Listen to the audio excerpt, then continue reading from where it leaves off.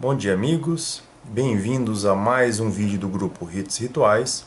Hoje nós temos um vídeo um pouco diferente, eu estou sem os meus convidados aqui e eu vou aproveitar esse momento de não ter ninguém aqui para a gente fazer um bate-papo e começar uma série de vídeos que começa a explicar um pouco sobre os componentes da maçonaria nacional, para que os irmãos conheçam a ter mais informação, comecem a ter mais informação, comecem a conhecer um pouco mais os itens relacionados, principalmente os itens que a gente está em maior discussão hoje, que são essas questões de reconhecimento, de relacionamento entre potências, de reconhecimento nacional e internacional. Então a ideia é que nós possamos trazer algumas informações para os irmãos, para que eles entendam realmente do que está sendo falado, por que há tanta discussão e por que há tanta dificuldade de se manter um convívio dentro das nossas potências. Esse é o primeiro vídeo, que a gente vai fazer uma série onde um tenta completar o outro, e hoje a gente vai falar um pouquinho sobre os landmarks.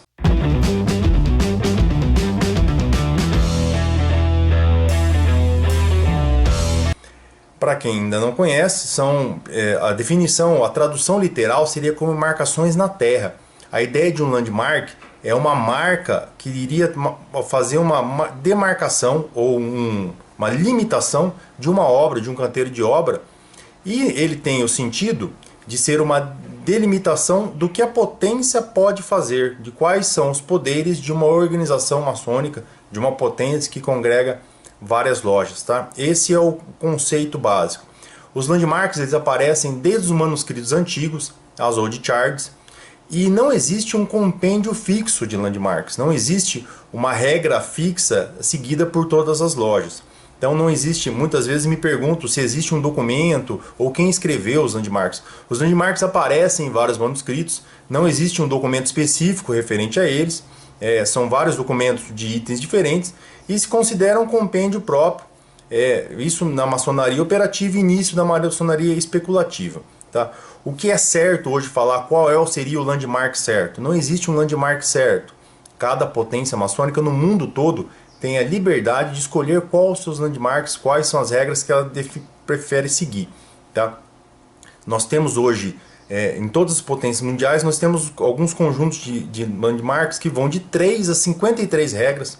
As regras mais utilizadas é uma compilação criada por Albert Mackay, que compreende 25 itens, tá? E que foi a compilação mais utilizada pelas grandes lojas e pelos grandes orientes nacionais. Hoje no Brasil se utiliza mais essas regras para se ter um baluarte sobre o que cada potência deve fazer. Tá? Um ponto interessante que a gente tem que colocar é que um dos itens mais importantes dos landmarks é a soberania. Então se diz que a soberania de uma potência é o que define ela sendo realmente uma potência maçônica. Ela é soberana dentro de sua jurisdição, dentro do seu controle de suas lojas. A partir disso se entende que vai ser a potência que vai escolher quais são os landmarks que ela vai seguir, certo? Bom, nós vamos falar hoje sobre alguns landmarks. A ideia é a gente ter uma ideia básica do que eles são, mas eu não vou entrar nos landmarks do Mackay porque é uma lista muito grande e vai acabar ficando cansativo. Como nós estamos falando de reconhecimentos internacionais, normalmente as potências hoje elas estão buscando um reconhecimento se balizando sobre as regras de reconhecimento da Grande Loja Unida da Inglaterra. Tá? A gente pode falar que são os landmarks da Grande Loja, mas eles não definem dessa forma. Eles vão chamar de princípios básicos de reconhecimento. Tá? Essas regras são 8 pontos específicos, a gente vai comentar nesse vídeo, e elas foram definidas em 4 de setembro de 1929. Tá? Em 1938, a Grande Loja Unida da Inglaterra, a Grande Loja da Escócia e a Grande Loja da Irlanda, elas fizeram um compêndio de 11 regras que definiam o reconhecimento. Tá? Mas como a gente está falando em reconhecimento americano, que é o que está em voga hoje, que tivemos 4 grandes orientes da Comab que conseguiram o reconhecimento de mais de 10 potências americanas, nós vamos falar especificamente desses itens. Tá? Eu vou falar de um por um aqui e fazer um breve comentário para os irmãos entenderem mais ou menos do que nós estamos falando. Eu vou linkar junto com esse vídeo, eu vou começar colocando a descrição aqui, uma tradução em português que eu fiz rapidamente aqui para os irmãos entenderem o texto completo. As landmarks não são pequenas falas, são frases ou textinhos ou parágrafos que especificam o que cada item está querendo dizer. Bom, princípios básicos para reconhecimento de grandes lojas, da Grande Loja Unida da Inglaterra. A primeira é a regularidade de origem. Tá? Por definição, a Grande Loja Unida da Inglaterra acredita que, por uma grande loja ser uma potência reconhecida, ela precisa ter uma origem definida. Ela precisa ser estabelecida legalmente por uma outra grande loja regular ou por ser constituída de pelo menos 3 ou mais lojas regulares. Tá? Segundo item, a crença no grande arquiteto do universo e sua revelação deve ser uma qualidade essencial para todos os membros. Exige a necessidade, e aí vem a questão de falar que a maçonaria é deísta, que a maçonaria faz a obrigação de Deus, e isso entra numa briga antiga.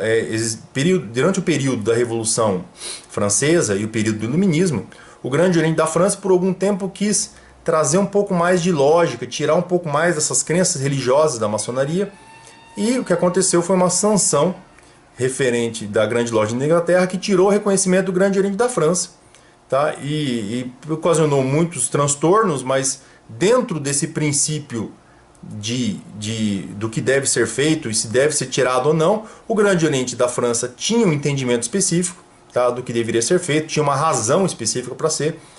A ideia não era promover os maçons como ateus, não é isso.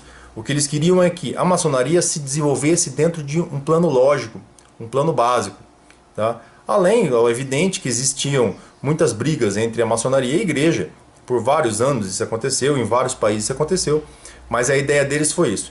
Esse é um item que consta na lista inglesa. Então, os maçons hoje que pretendem trazer o reconhecimento para a sua grande loja devem levar em consideração a crença no grande arquiteto do universo como um dos seus itens primordiais. Bom, o terceiro ponto, que todas as iniciações devem tomar suas obrigações sobre o livro da lei ou tendo o livro da lei aberto. Tá? Aqui entra um ponto interessante, que o livro sagrado da lei, que ele fala o volume da lei sagrada, não é necessariamente a Bíblia. Tá? O importante é que se acredite no grande arquiteto e que se acredite em uma escritura sagrada.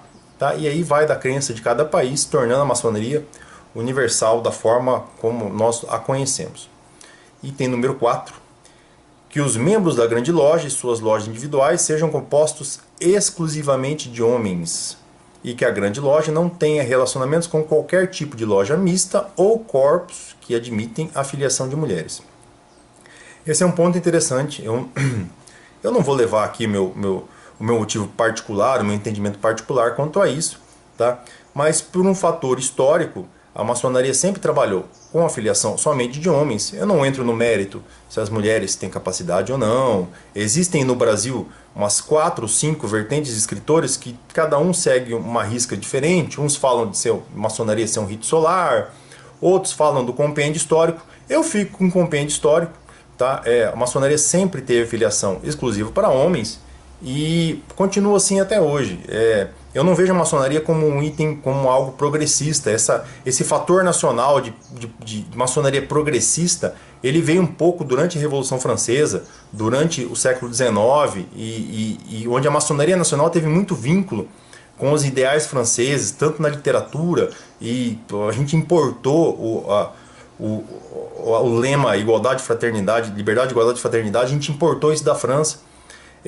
E dentro desse viés progressista, dá para se entender que a maçonaria um dia vai mudar e aceitar mulheres. Eu não vejo dessa forma. Eu acho que essa modificação dificilmente chega. Tá? Quando a gente fala dentro do nosso país de potências não regulares, são um número infinito de potências no Brasil, muitas delas por cisões, por brigas, mas 90% dessas irregulares são por motivos de aceitarem mulheres, de serem maçonaria mista. Tá? E esse é uma das cláusulas primordiais dentro dos pontos da Grande Loja Unida da Inglaterra. Item número 5, que a Grande Loja tenha soberana jurisdição sobre as lojas que são filiadas. E aqui entra assim, um ponto bacana, é isso que eu falei já no começo do vídeo. Toda potência ela é soberana dentro de sua jurisdição, então ela escolhe os reconhecimentos que ela vai fazer, ela escolhe a abrangência que ela vai fazer, os tratados com corpos superiores, ela não tem vínculo e ela não fica restrita a nenhuma submissão a nenhuma outra loja. Muitos irmãos pensam que a Grande Loja Unida da Inglaterra ela é um baluarte maçônico e pelo fator histórico que todo mundo deveria se submeter à Grande Loja. Esse é um ponto importante, o quinto item é um ponto importante, porque deixar claro que toda a potência maçônica deve ser soberana dentro do seu entendimento e não pode ser subjugada por uma outra. Então, nós acabamos dando uma autoridade para a Grande Loja Unida da Inglaterra que eles mesmos colocam dentro dos pontos deles que não existe ou que eles não querem. Tá? Isso é um ponto bastante interessante. O sexto item, que as três grandes luzes da maçonaria, e aqui são o volume da lei sagrada, o esquadro e o compasso, devem sempre ser exibidos enquanto a grande loja ou suas lojas subordinadas estão trabalhando. Aqui tem um ponto interessante. Alguns irmãos entendem que existe obrigatória a união dessas três grandes luzes, né? A gente tem isso nas sessões, mas existem alguns trabalhos, e futuramente a gente vai divulgar um deles, que a gente tem traduzido já, que mostra o fator histórico da junção das três grandes luzes, quando a maçonaria passou a utilizar esses símbolos juntos. Tá? Essa restrição nunca foi, não é originária, ela foi se desenvolvendo durante o tempo. Item número 7. A discussão política e religiosa nas lojas deve ser estritamente proibida. Esse aqui é um ponto que particularmente eu entendi de uma forma diferente e eu politicava, eu vendi de uma forma diferente. Para mim, a discussão política ela não poderia ser sectária. Mas na realidade, a discussão política ela não pode ser realizada dentro da loja, por definição da Grande Loja da Inglaterra. Bom, voltando a falar dos 25 pontos do Albert Mackay, que eu falei no começo do vídeo, o Albert Mackay não coloca restrição política.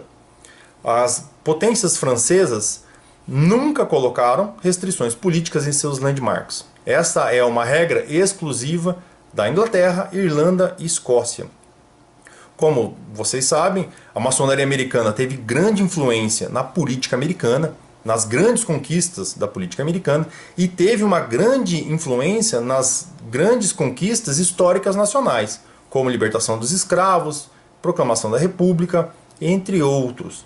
Tá? Essa mudança no Brasil, ela se deu não por uma questão de landmarks, ela se deu por uma influência da Grande Loja Unida na Inglaterra com o Grande Oriente do Brasil, nosso Grande Oriente primaz do país, o primeiro Grande Oriente do país. E a partir da Constituição de 1904, o Grande Oriente do Brasil colocou a cláusula de proibição da discussão política dentro da sua Constituição.